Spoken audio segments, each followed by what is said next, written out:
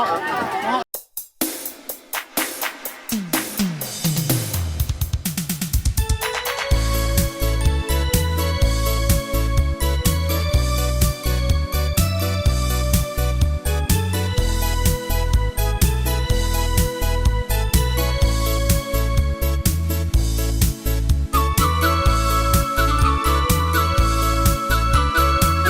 nhạc đến tường Giao Hoàng cùng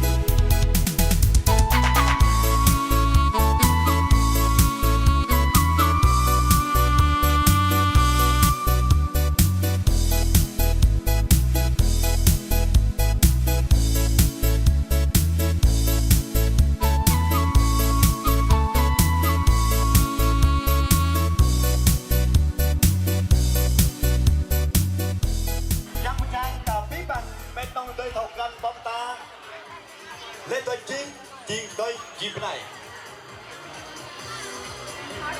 mantan debat học tập Việt Mã học bác lâm biết sang đào tập cây này udah kau bang bingta sabang jo tapau dengan from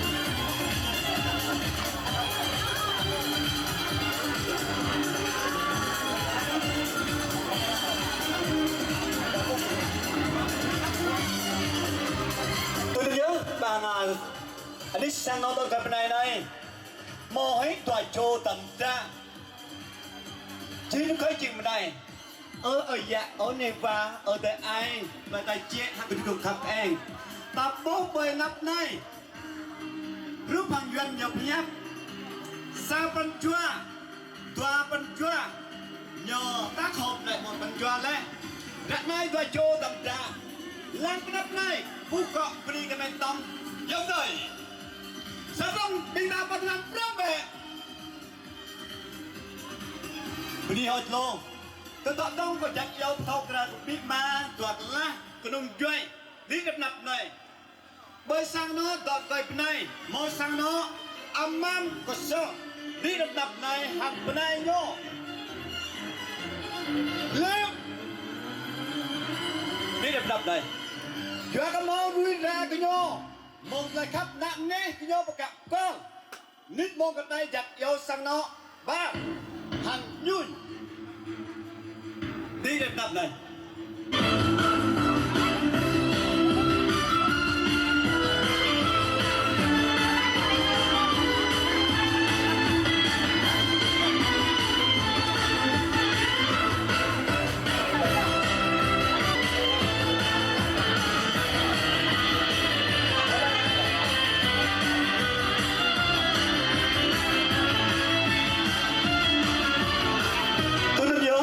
cái này tao đầu lần đó tôi cái này đúng lâu của cục ni hơi sang nó tôi cái này toàn lắc đông doay toàn gas sang nó cục ni hơi cả lại khắp trong pin bịa mà cả toàn chỗ tầm ra chuyện tới chừng này đi cái biết bằng ở dạng này qua mày toàn nhầm tới nạp lại là ta chê quăng rơi đêm tí biển ta mồm mát lấy không ai chắc yêu sang nó toàn lắc đông doay cái nhầm mà ít cái biển ta một đại chút này một lần dùng phát bịa mà rất an bịa mát bằng dạng thần đây mày sang nó cái nhô tôi nói chứ sang nó cái nhô tôi chúc mình ta tầm năm bùng hóa giam nhiêm chẳng mang bí bằng ở dạng này qua mệt nông nhung tới nào ta ta chết hàng cái chỗ các em bình ta bùng hóa năng bùng hóa ta anh nói nè một lần yun trong phim bịa mát bằng lời nhép đi ơi cái bình ta tôi nói nhất còn ngơ sang nó đáp này bịa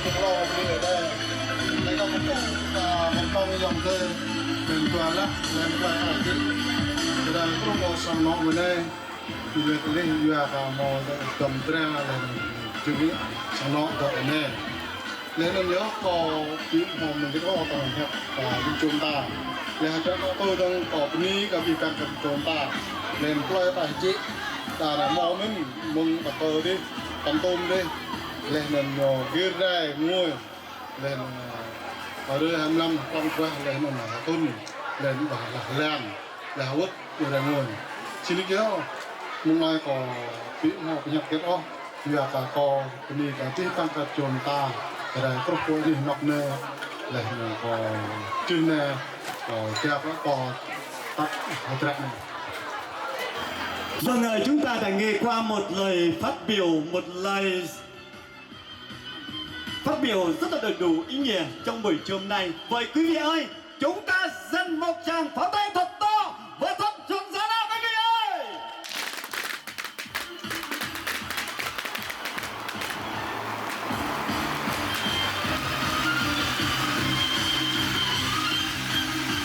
Bên những phút đấy chúng tôi làm thủ tục. Người ta nói rằng là không cha như núi Tây Sơn, nghĩa mẹ như nước trong nguồn chảy ra. Vâng, chúng tôi mời 2 ly rượu tình của các bạn trẻ hôm nay dâng cho ban tình cho bố mẹ kính yêu của mình. Chúng tôi mời cô dâu và chú rể.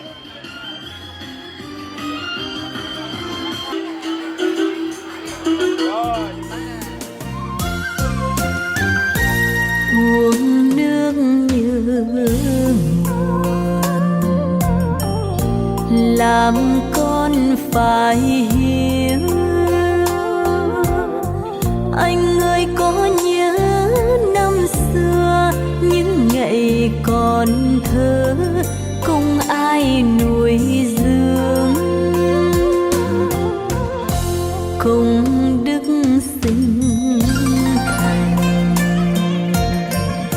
Người hỡi đừng quên, không cha như núi Thái Sơn, nghĩa mẹ như nước. Yêu là cùng nhau trong tay đi dưới con đường, là cùng trao cho nhau ngọt môi hôn, là vòng tay yêu thương ôm mãi không rời, từng phút sẽ tuyệt vời. Yêu là ngày em bên anh không chút yêu phiền, từng buồn lo trôi qua ngày bình yên, nồng nàn ta trao nhau giây phút tuyệt vời, nguyện thề luôn bên nhau mãi. Dù thời gian trôi qua vẫn luôn bên người, dù ngày tháng phôi pha ta vẫn không cách rời, bên nhau suốt đời cùng xây giấc mơ chung đôi. Hãy bên em thật gần nhé anh, để cảm nhận những yêu thương từ trong trái tim này dành hết cho người. Hãy trao em nụ hôn đắm say, ngọt ngào như phút giây ban đầu, ngày nắng xanh ngời, nguyện ước con nhau trọn đời.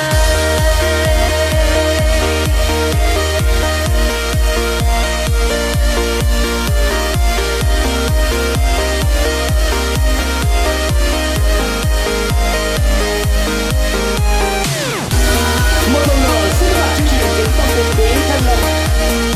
Cảm ơn rất nhiều.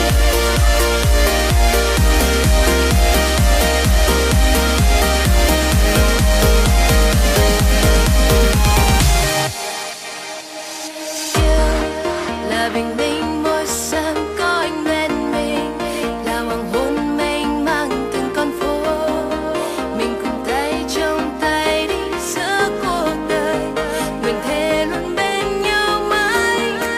Dù thời gian trôi qua vẫn luôn bên người, dù ngày tháng phôi pha ta vẫn không cách rời, bên nhau suốt đời cùng xây giấc mơ chung đôi. Hãy bên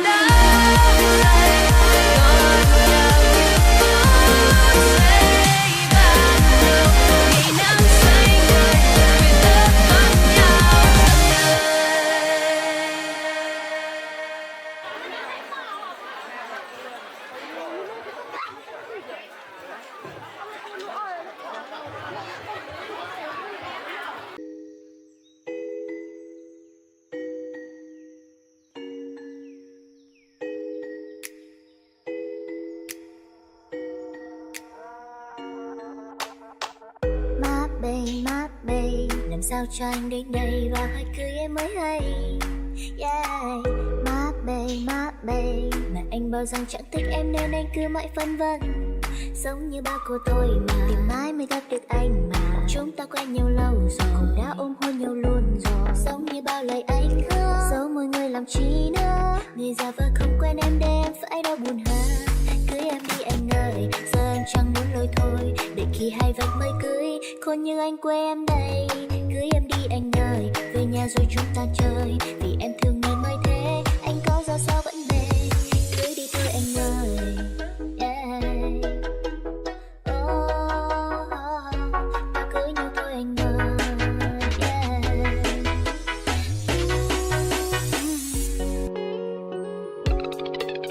Và em đã biết sẽ không thể yêu ai khác ngoài anh ra, lòng em đã hết chỗ không để dành ai khác ngoài anh ra. Cứ vào tim em chìa khóa đây, chỉ muốn duy nhất anh cầm nhiều hơn cả thích thích. Giờ em yêu à, vì baby anh là la la la la la la la, ngoại lệ của em la la la la, vì anh là ngoại lệ của em la la la la la la, ngoại lệ của em la la la, vì anh là ngoại lệ của em. Ai đưa em về đêm nay, tim em đau như rồi, chân em đã mỏi rồi, đúng cũng đã về rồi, em vẫn một mình thế thôi. Đêm nay sẽ thật dài, em cũng đã mệt nhòi, sương rơi đêm lạnh đời, vậy thì ai đưa em về đêm nay? Bé con đường về cũng chẳng có xa, đưa em về qua ba ngã năm ngã ba là nhà. Ta đem dịu em với trái tim dạt dào, hãy để con tim của em vẫn say đắm khát khao. Dù rằng em biết đắng một mang anh chẳng lẻ loi, kẻ trôi theo cùng trời ngát xa bằng đời đỏ môi. Ngoài em ra tôi chẳng thể say đắm thêm một ai, lá rơi buông bề bạc thế hay lời yêu ấy. Giờ đây mình anh cô đơn trong căn phòng trống vắng, lặng nghe hạt mưa rơi vội rơi ở nơi bên kia thềm vì yêu vì thương. Anh lại mang bầu trời yên nắng để cho tình yêu giờ đang đi bước ra đây lên, nàng đẹp như ánh dương ở giữa ngân hà tình ta có phai. Dù nơi kia bao giờ mình vẫn mong rằng tình ta có hay, tất sẽ đặt hôn ta đời này mang yêu thương về nơi xứ.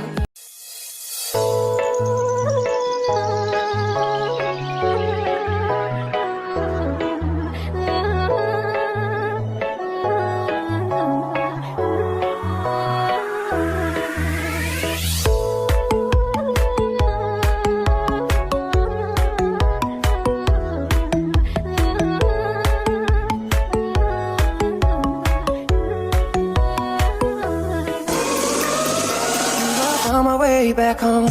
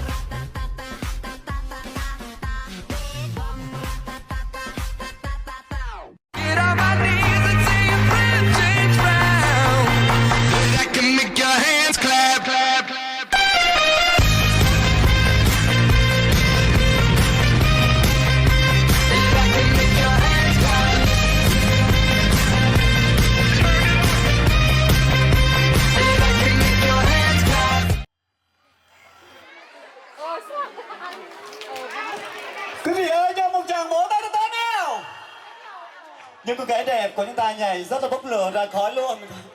Bây giờ cảm ơn các em rất nhiều ạ. Vì yêu em xin đón em trong vòng tay, cứ yêu xin đừng mất gì, dù xa nhau mãi vẫn yêu nhau hoài, tình cũng hề phai. Quý vị đang nghe một ca khúc ngàn năm cuốn đời.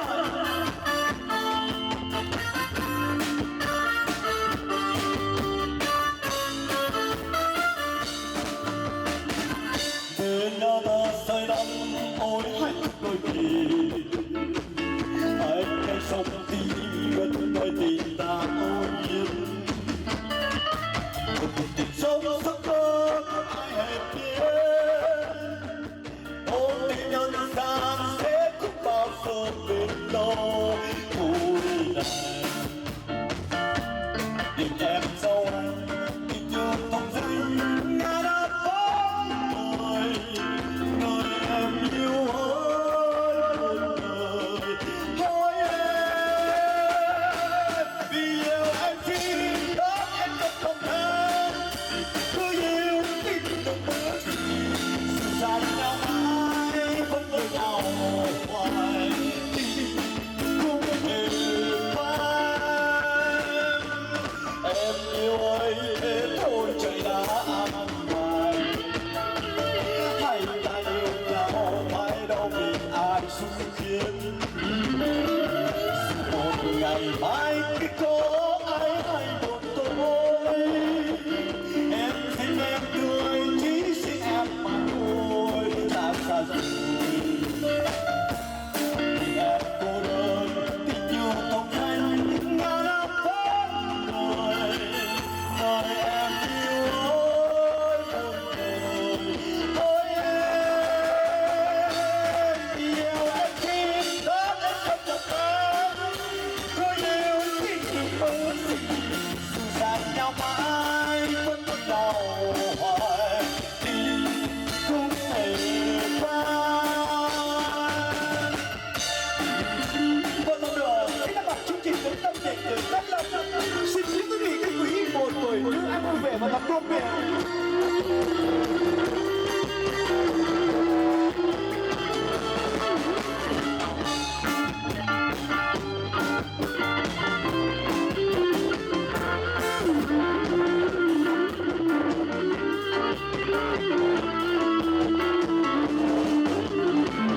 Đôi mắt ta say đắm ôi hạnh phúc đơn vị, anh ngay sông tim anh ngay tình ta âu yếm. Một cuộc tình trong giấc mơ không ai hề biết, con tim nhân gian sẽ không bao giờ bền lâu. Ôi đời tình em trao anh tình yêu trong danh ngàn năm bóng đời, người em yêu ơi một người hỡi em. Vì yêu em xin đón em trong vòng tay, cứ yêu xin đừng mất gì, dù xa nhau mãi vẫn yêu nhau hoài, tình không thể phai. Em yêu anh thế thôi trời đã an bài, hay ta yêu nhau phải đâu vì ai xui khiến. Dù một ngày mai khi có ai hay buồn tôi, em xin em tươi chỉ vì em mà thôi. Ta xa rồi mình em cô đơn, tình yêu không danh ngàn năm vẫn đời, người em yêu ơi một người ôi em. Vì yêu em xin đón em trong vòng tay, cứ yêu xin đừng mất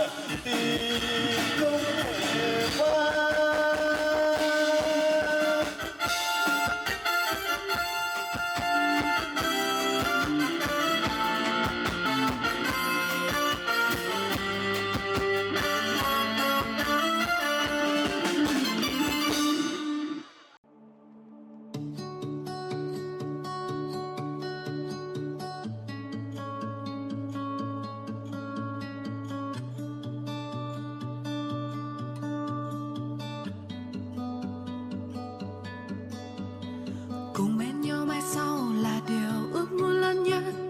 Bàn tay anh đưa ra tựa là nắng ấm lấp lánh. Này không gian bao la thuộc về cho riêng hai ta. Cho tình yêu trăm năm nở hoa, biết bao giấc mơ ngọt ngào. Đã từng khó xuyên qua đêm, tình mộng gối đã ướt đẫm. Chợt anh như hè qua ngập tràn ấm áp nắng sớm. Dù hai ta ra đi và dù hai ta ra đi, vẫn còn đây bóng dáng ngày ấy. Một điều xa xưa ta thề nguyện qua rồi. Cùng đi ngàn năm về sau mình vẫn có nhau. Tô màu lên trái hoa tình yêu chúng mình.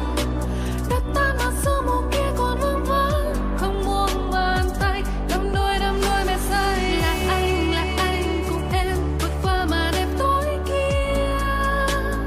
Kiên cường khi đạp qua từng con sóng xô. Ngoài khơi biển xanh trời cao này rộng lớn. Phiêu du cùng nhau, bỏ lại đau đớn phía sau. Cùng bên nhau mai sau là điều ước muốn lớn nhất. Bàn tay anh đưa ra tựa là nắng ấm lấp lánh.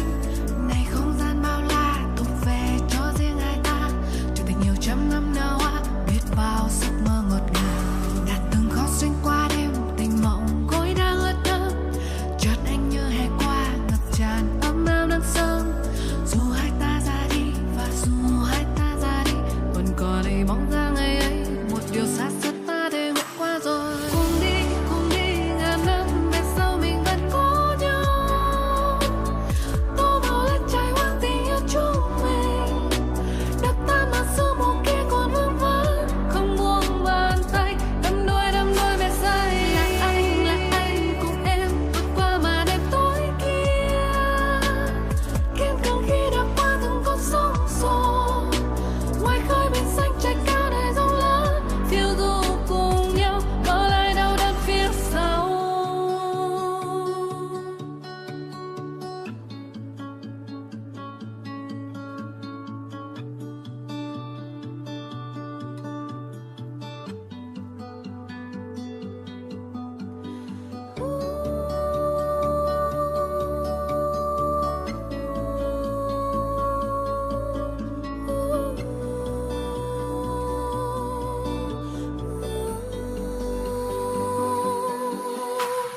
Cùng đi ngàn năm về sau mình vẫn có nhau. Tô màu lên trái hoa tình yêu chúng mình. Đất tan mà sương mù kia còn vương vấn. Không buông bàn tay, đắm đuôi mê say. Là anh cùng em vượt qua màn đêm tối kia. Kiên cường khi đạp qua từng con sóng xô. Ngoài khơi biển xanh trời cao này rộng lớn. Phiêu du cùng nhau, bỏ lại đau đớn phía sau.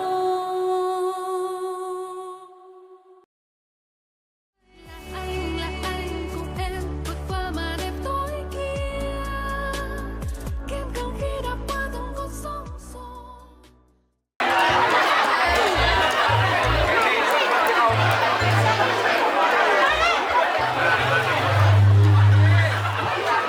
Hát của em Quyết đến từ Pleiring Ray.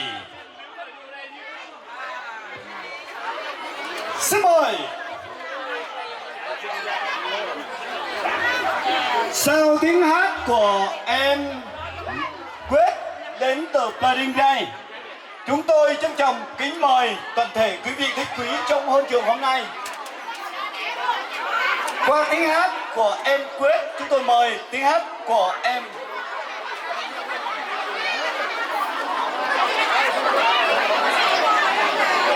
Thanh chuẩn bị ca khúc của mình nhé.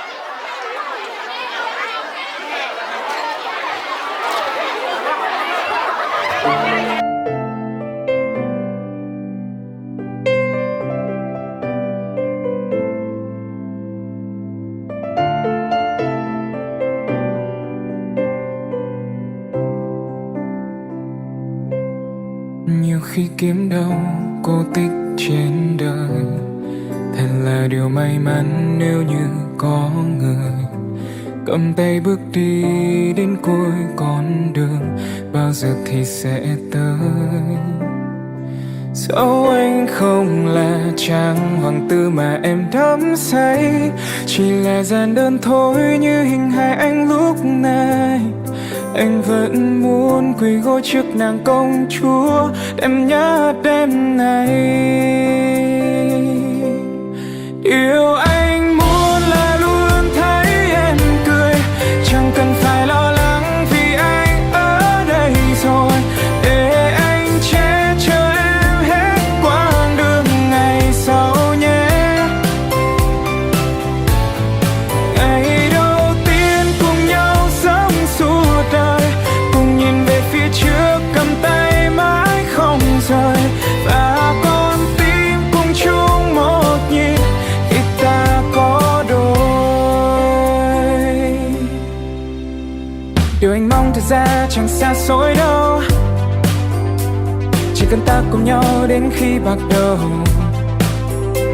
Dù mai sau nhiều điều làm ta lo âu, yes I know, yes I know. Dẫu anh không là chàng hoàng tử mà em đắm say, chỉ là gian đơn thôi như hình hài anh lúc này. Anh vẫn muốn quỳ gối trước nàng công chúa, em nhớ đêm nay. Điều anh muốn là luôn thấy em cười, chẳng cần phải lo lắng vì anh ở đây rồi, để anh che chở em hết quãng đường ngày sau nhé. Ngày đầu tiên cùng nhau sống suốt đời, cùng nhìn về phía trước cầm tay mãi mãi không rời, và con tim cùng chung một nhịp khi ta có đôi. Ngày hôm nay tuyệt vời nhất trên đời, vì là ngày đầu tiên mà ta có nhau rồi, và từ nay về sau sống chung trong một thế giới.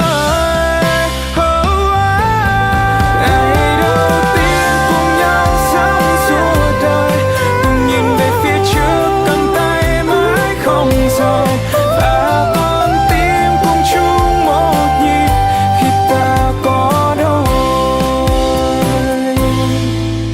Cuộc đời anh là để cho em, riêng em mãi.